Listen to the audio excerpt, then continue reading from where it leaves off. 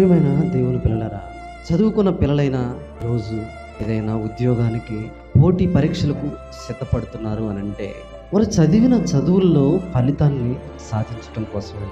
వారు చదివిన చదువులకు ఫలితం రావాలంటే ఎగ్జామ్ పెట్టాలి. ఈ ఎగ్జామ్లో అనేకులు పాల్గొంటారు. ఉద్యోగాన్ని సాధించేది మాత్రం కొందరుగానే ఉంటారు.